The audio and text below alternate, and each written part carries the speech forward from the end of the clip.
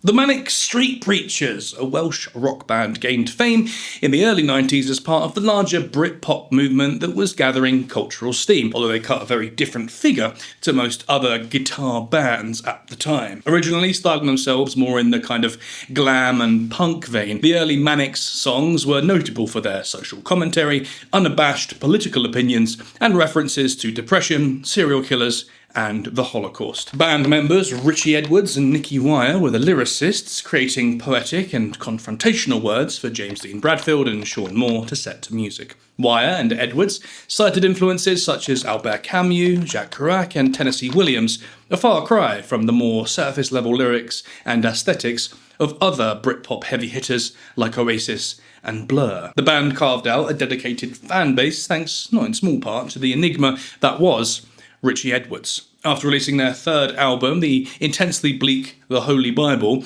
in 1994, the Manics turned their attention to America. James Dean Bradfield and Richey Edwards were due to go on a promotional tour in February 1995. However, when Bradfield couldn't find Edwards on the morning of their flight, the hotel management opened his room only to find it empty, while his car was later found near a notorious spot for people wishing to end their lives. Richey Edwards' body has never been found in what has become one of the music world's most enduring mysteries. The case of the missing Manic has remained a fascinating story for the past 30 years, especially when the rumours started swirling.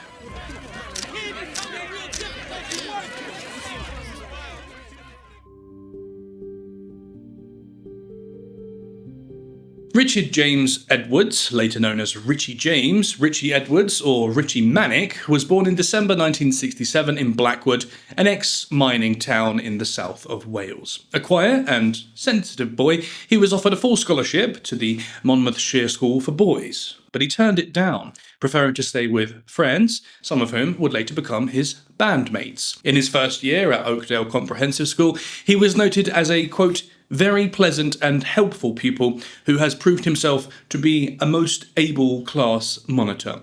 He achieved 3 A grades at his A-level exams and went on to gain a degree in political history at Swansea University. All the members of the Manic Street Preachers attended Oakdale, meaning that Edwards and future bass player Nicky Wire, future singer and guitarist James Dean Bradfield, and his cousin, future drummer Sean Moore, had all been childhood friends. Their hard work ethic and love of bands such as The Clash and Guns N' Roses saw their aspirations to form a rock band come true. But for Richey, this meant a journey down some very dark roads.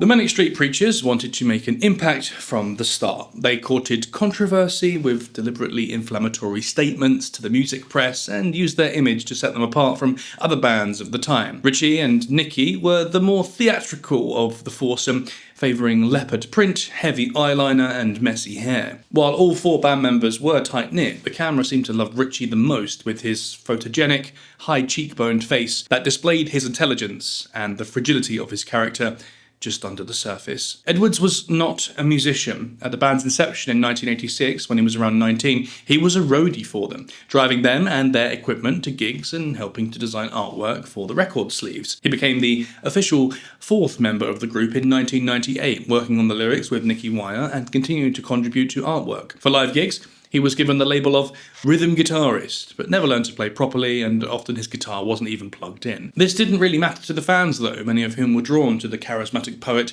even if he didn't spend much time at the front of the stage. The Manics released Motown Junk, their first single after signing for a record label, in 1991. To give the public a clue that this band was not all about easy listening, it starts with a sample from Public Enemy's Revolution, and one version of the cover features a stopped watch that was found in the aftermath of the bombing of Hiroshima. Lyrics included "I laughed when Lennon got shot" and 21 years of living and nothing means anything to me, which encapsulates the provocative and bleak aspects that became the Manics' stock in trade. It was their antics in the press as much as their music that helped their star to rise, though. In a look back on an article he wrote about the Manics in 1991 for Alternative Press, journalist Tim Stegall writes that the music media couldn't figure out if they loved or hated Manic Street Preachers, but they were such hilariously scabrous quote machines. We will always hate Slowdive more than Hitler. Writers couldn't stay away. Slowdive were a UK shoegaze band that came up around the same time as the Manics, by the way, and if there's one thing all the band members could agree on, it was that they hated the shoegaze genre. For the record, Edwards also said of the Smiths, "They're the most obscene thing we ever heard."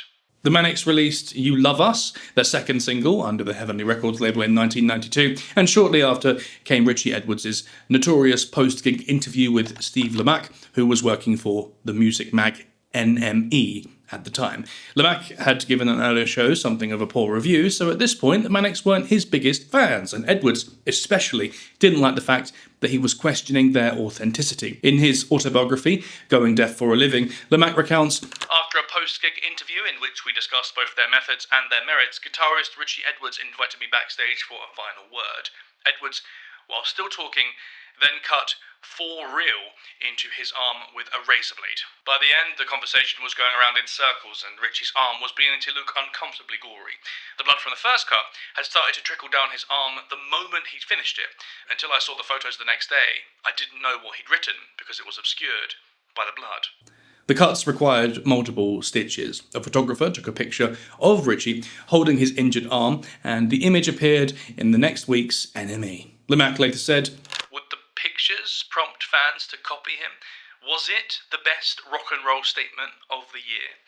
What it does point to is Edwards' increasingly uneven mental state, which had always been balanced on that razor's edge. With the band's rising profile, the increase in fame was taking a toll on his mental and physical health. The Manics signed to Columbia in 1992 and released their first album, Generation Terrorists, to critical, if not hugely commercial, acclaim. The album cover was a picture of part of Richey Edwards' chest and left arm. The album spawned 6 singles, including Little Baby Nothing, a duet between Bradfield and former porn actress Tracy Lords, and Motorcycle Emptiness, a backlash against consumerism and the band's biggest hit thus far. In 1993, their second album, Gold Against the Soul, was released, but this featured less of the political, confrontational lyrics of its predecessor. This album featured songs that were more personal and internalized, a hint that joint lyricist Edwards was beginning to struggle. The first single from the album was From Despair to Where, containing lyrics such as, "The place is quiet and so alone, pretend there's something worth waiting for, there's nothing nice in my head, the adult world took it all away." The final single from Gold Against the Soul was Life Becoming a Landslide, where Edwards writes, "Every day more numb to agony, this the howl, this the sigh of the lonely, and life becoming a landslide, I don't want to be a man." While you can write off anything as just being poetic license or a rock star trying to evoke all the feels, Edwards had been very open about the fact that he suffered from depression and that he self-harmed, the infamous For Real incident being public proof of that. He also suffered from anorexia and was becoming increasingly dependent on alcohol to help with insomnia, all of which, added together with the pressures of fame, goes some way to explaining what happened next. Between the release of their second and third albums, the Manics were performing in Thailand when Edwards cut himself on stage in the middle of the show using a ceremonial knife that a fan had given him. With his bandmates increasingly concerned over his deteriorating health and erratic behaviour, Edwards checked into Whitchurch Psychiatric Hospital before going to the Priory, a private mental health hospital in London. The Manics' third album, The Holy Bible, was released in 1994 and again contained songs referencing things that were very personal to Richey Edwards. He chose the controversial title for the album, whose cover featured paintings of an overweight woman in her underwear by British painter Jenny Saville. According to Edwards in an interview with a Swedish music show, quote, "I think that if a Holy Bible is true, it should be about the way the world is, and that's what I think my lyrics are about. The album doesn't pretend things don't exist."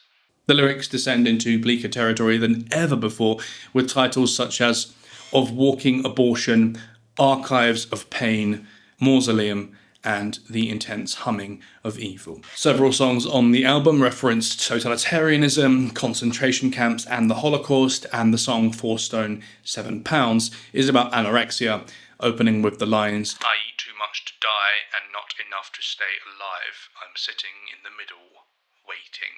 On December the 21st, 1994, Edwards played what was to be his final live show at the London Astoria and ended the set by smashing up his guitar. In January 1995, in his last interview, he told a music journalist that he'd just thrown a load of notebooks full of lyrics ideas into the river. He'd also shaved his head, which he told the journalist was because he was distraught over his childhood dog dying. In February 1995, Bradfield and Edwards were staying at the Embassy Hotel in London, set to fly to America to do some promo work to seed the ground for a Manic's tour. On the 1st of February, the day they were due to leave, Richey Edwards was nowhere to be found. When his hotel room was opened, all that was in there was a suitcase and some toiletries. A box with some items inside had been left for his on-off girlfriend Jo at the front desk with a note saying, "I love you." After waiting for hours, Bradfield eventually flew to the US alone. The next day, a missing persons report was filed and Richey's dad and bandmate, Nicky Wire, drove to his flat with the police. When they entered his Cardiff apartment, they found Richey's passport and some Prozac that he was known to have had in London. They also found a receipt from the toll booth crossing on the Severn Bridge, showing that Richey had driven over it at 2:55. The hotel said he'd checked at 7 a.m. on the 1st of February, so it seems as though he checked out, drove to his flat, left his passport and medication there, and then vanished. When he was informed of his friend's disappearance, the rest of the promotional tour was cancelled and Bradfield flew home early. Richey's car, a Vauxhall Cavalier, was discovered at a service station after it was reported as abandoned on the 17th of February. The service station was close to the Severn Bridge, a known place for suicides, leading most people to deduce that he ended his life somewhere between the 1st and 14th of February by jumping off of the bridge. The hotel, the passport and the car are the only solid evidence in this case, as Richey's body has never been found, and because of this, the rumour mill has been in overdrive ever since. While initially James Dean Bradfield was thought to have been the last person to see Richey alive on the evening before he disappeared, other people have since come forward to say that they saw him between the 1st and 14th of February. One of the most intriguing things to come from this is that Richey allegedly had a friend named Vivian in his hotel room the night before. He gave them a book titled Novel with Cocaine, told them to read the introduction, and tried to give them his passport and said, "I won't be needing this anymore." Clearly, someone spoke to Vivian since, as we wouldn't have had these details otherwise. However, no more information has come to light as to who they were. This means that people have read into the situation in a myriad of ways. However, the views are just speculation. The introduction to Novel with Cocaine is possibly significant because it talks about the author, who wrote under a pseudonym, staying in a mental asylum and then disappearing. It's never been confirmed who the author was, however, and there's a story that when he originally finished the book, he sent it to a friend in Paris along with his passport, which ended up getting lost along the way. While we can easily spot parallels with Richey's actions, if true, it doesn't actually help us work out if his disappearance was staged. He was allegedly spotted by a fan at Newport bus station during the first week of his disappearance, although they didn't know he was missing at the time. They spoke about a mutual friend, giving believability to the fact that this was a genuine sighting, and Richey was still alive a few days after being reported missing. On the 7th of February, a taxi driver said that he picked up someone thought to be Richey and drove him around various locations in Wales that seemed to hold significance for him. He dropped him off near the service station, where Richey's car was later found, and was paid in cash. Regarding the car, it had been ticketed on the 14th of February and then reported as abandoned a few days later. There were signs that someone, presumably Richey, had been living in it for a few days, and family photos were found inside. The battery was dead, but there was a lock on the steering wheel, initially giving his family hope that he intended to come back to his car at some point. Richey had been withdrawing £200 a day for the 2 weeks before he went missing, so he had nearly £3,000 by the time he was supposed to leave for the States. Nobody's 100% sure what this money was for. Some speculate that it was money for the trip abroad. Others say he was buying a desk for his flat. Other hypotheses include that he was setting up a new life abroad to escape the pressures of fame, or that he was spending it on drink and drugs. We mentioned earlier that his lyrics became increasingly personal, although it's impossible to equate poetry with someone's actual inner life. In an interview with the NME in 1996, James Dean Bradfield said, "He was adept at dramatic symbolism and stuff," meaning that maybe just because he wrote about suicide didn't mean he actually wanted to go through with it. Richey himself said of the topic in 1994, "In terms of the S word, That does not enter my mind, and it never does in terms of an attempt, because I'm stronger than that. I might be a weak person, but I can take pain. Again, though, what someone says and what someone does are two very different things. If he did jump off the bridge, it could reasonably have happened any time in the 10 days or so before his car was discovered. His body was never found, and subsequent remains, when found in the area, have been tested but never identified as Richey Edwards. This is often the case with missing celebrities, though. Sightings of him after his possible death started popping up all over the world.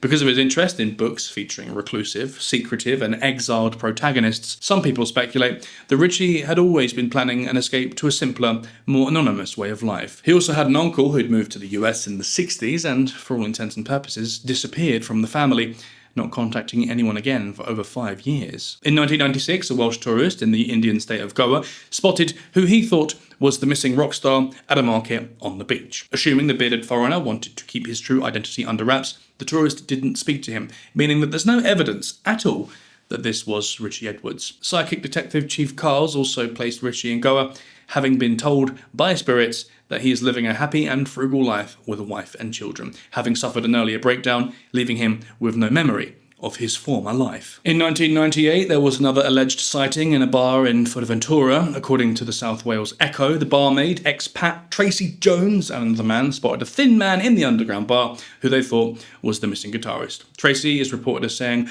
"One of the customers shouted, 'You're Richey from the Manic Street Preachers.' The man just started to run towards the door, and within seconds, he was gone." While some people thought that this was a good lead, if a stranger starts shouting at you in a bar, many people's first reaction would be to leave the situation, whether you are, in fact, the missing rock star or not. Unconfirmed sightings have also flagged the Manic's guitarist in Lanzarote, New York, and even back in Wales, which really did nothing but put his parents and sister through the emotional ringer. In researching Richey's backstory for the book Withdrawn Traces, author Sarah Hayes Roberts and Leon Noakes found that while he had been in Whitchurch Psychiatric Hospital, he'd befriended a young artist who'd stirred an interest in Israel with him. This artist later moved to Israel herself, and in 1994, Richey got a tattoo referencing Dante's Divine Comedy, where the entrance to hell can be found below Israel's capital, Jerusalem. Later, Richey told his younger sister Rachel that he'd rather go to Israel than the America tour he was due to start in February 1995. When the co-author of Withdrawn Traces, Leon Noakes, went for a haircut in Cardiff one day and the topic of his book came up,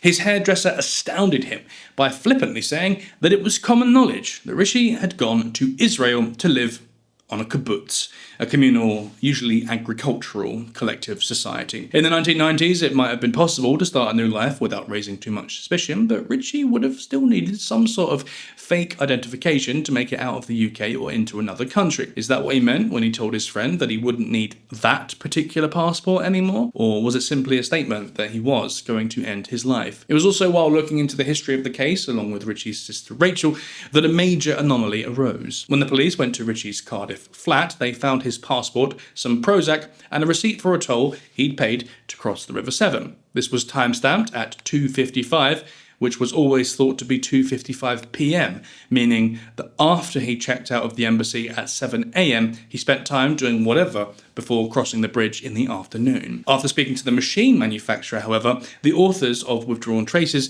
discovered that it used a 24-hour timestamp, meaning that 2:55 was 2:55 a.m. This throws the whole timeline into doubt, as how could Richey have checked out of his room at 7 a.m. if he'd crossed the bridge 4 hours earlier? When did he actually get to his flat in Cardiff? Had it even been him that checked out of the hotel, or was it someone else who drove his car? The Embassy Hotel no longer exists, so records couldn't be checked. Although this does throw something of a spanner into the works, the evidence we do have points to a man in a declining mental state, giving away his possessions, driving away from the pressures of his life, and spending a few days visiting old haunts and living in his car. Looking back with a better understanding of these sorts of things, the authors of Withdrawn Traces and Richey's sister Rachel think it likely that he had Asperger's syndrome, a common trait of which is withdrawing from the world and needing solitude to cope with stress. As the autism spectrum was not as widely studied